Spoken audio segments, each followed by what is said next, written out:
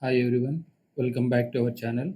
Today we are going to see the impedance and power triangles of an series RLC circuit, which is nothing but excited with an RLC. Already we had drawn this diagram.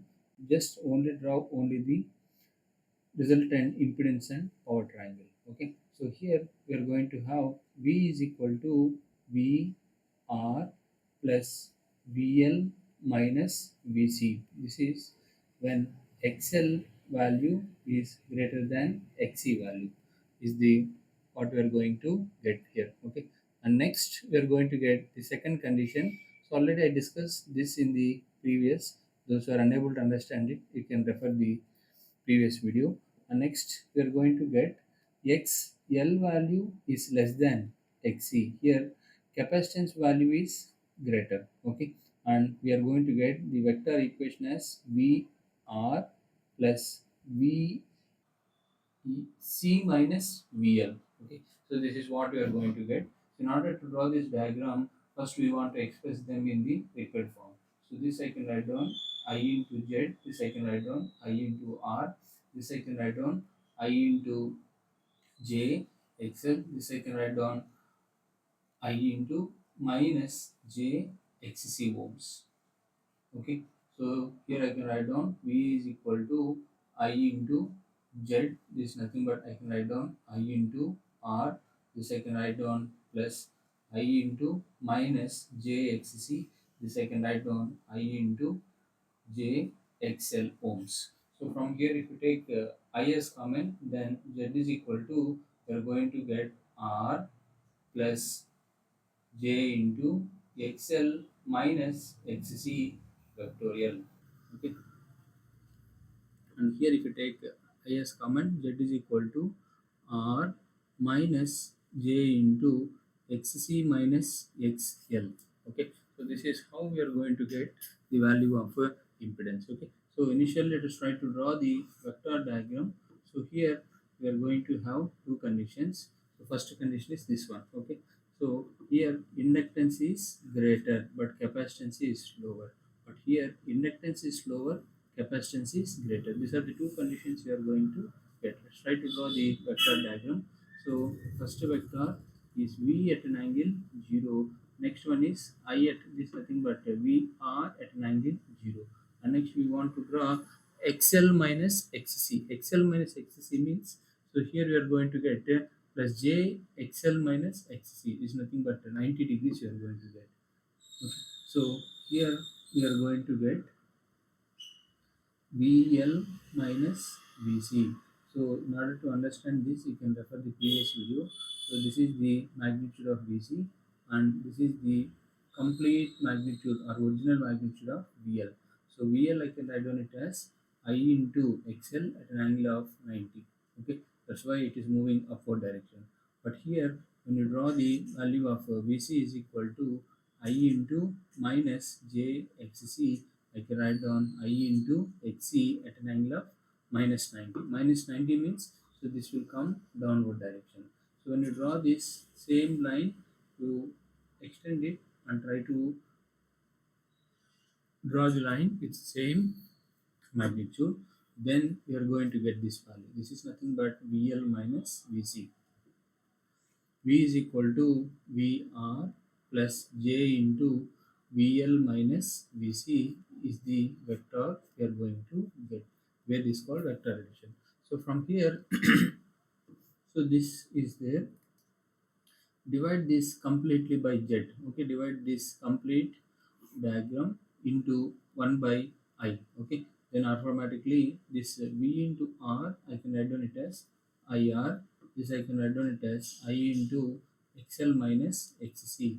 So when you divide by I, you're going to get the horizontal component is R, and here you are going to get, which is nothing but XL minus XC with an angle of how much? 90 degrees.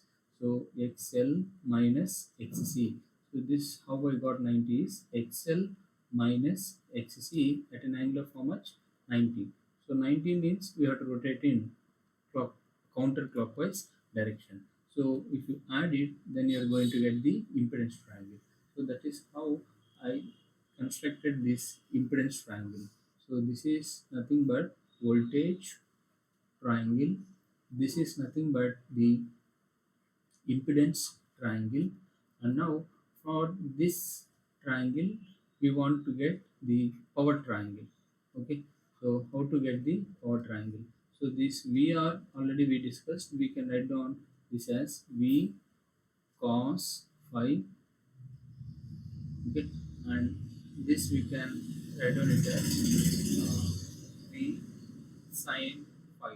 Okay, so when you multiply this voltage triangle into I with respect to V cos phi as the horizontal component and V sin phi, then the triangle is going to modify. This is active power, and here the impedance, here we are going to get which is nothing but P equal to V I cos phi, and already we are having V sin phi. Multiply this also into I, then you are going to get the vertical component which is nothing but Q, which is nothing but V I sin phi. So therefore the resultant you are going to get which is nothing but S. So S is equal to root of P square plus Q square, and theta is equal to tan inverse of Q by P. Okay, and S we can write down in rectangle form as P plus JQ. Here you can see in this diagram, this is completely dominant of inductance.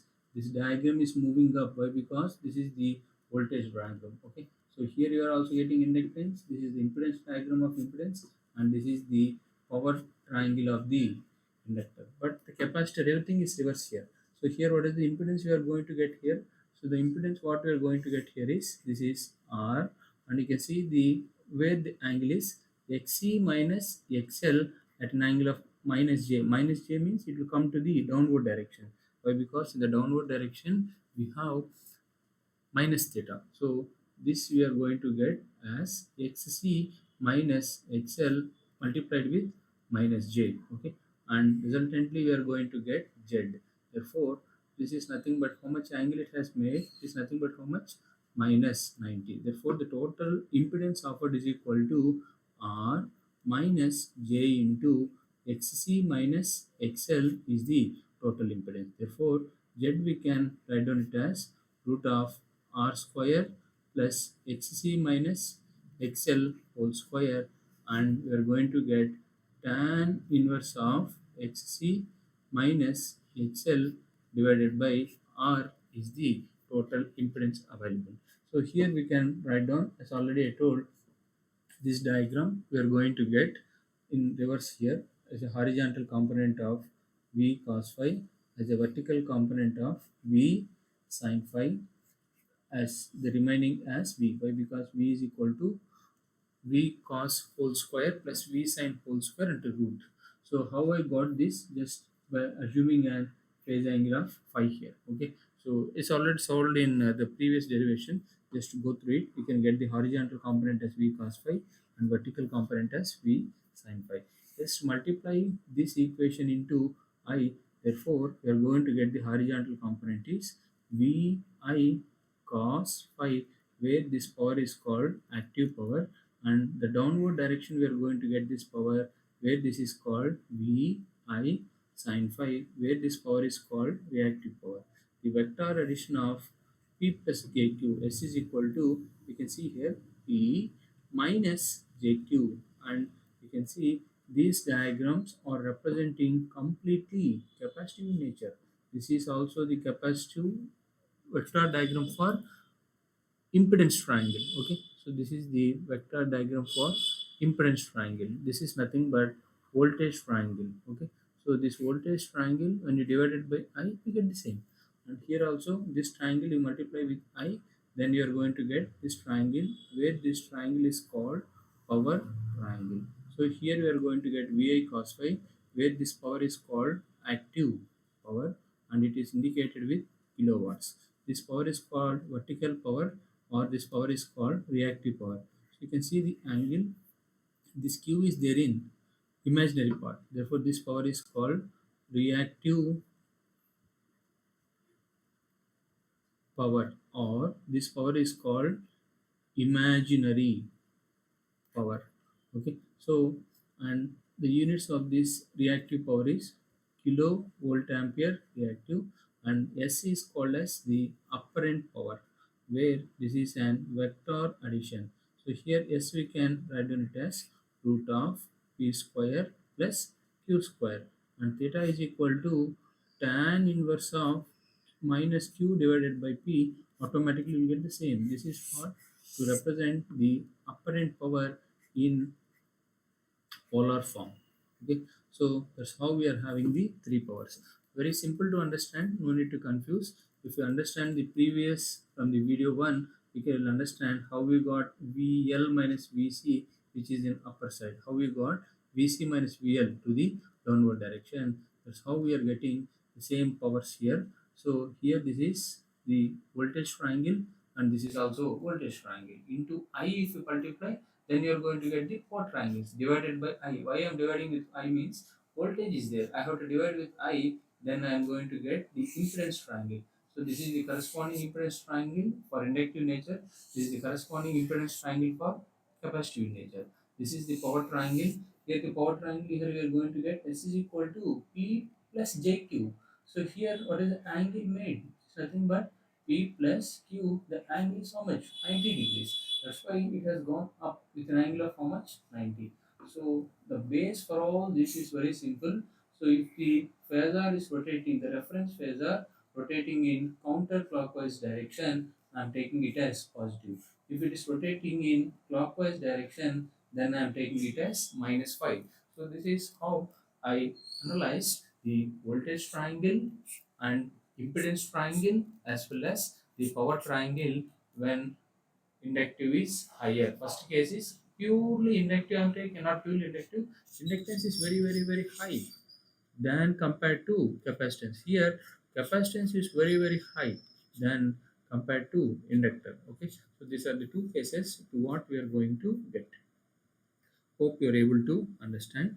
Thank you for listening patiently. So please go through the steady state analysis derivation of a series RLC, then you can understand better. If you feel my explanation is good, please like the video and share with your friends. And still, if you have any doubts, let me know in the comment section. And if you're watching the channel for the first time, subscribe to my channel with the name KV Tulasiram. So kindly subscribe to this channel. Why? Because this is a free channel for the development of students as well as for the faculty. Thank you for listening patiently. So just if you are having any doubt in this section, please try to refer how to understand the steady state analysis of series. If you understand this only, then you can understand this impedance of power triangle. So all this is under the concept of what is the behavior of RLC parameters when excited with an AC supply. That's why it is going to give an output which is called steady state output. That's why this analysis is called steady state analysis of series. Just first listen this video number, steady state analysis of RLC, and then you come to the power and impedance triangle. This is all about the series RLC steady state analysis. Thank you for watching. We'll meet in the another video.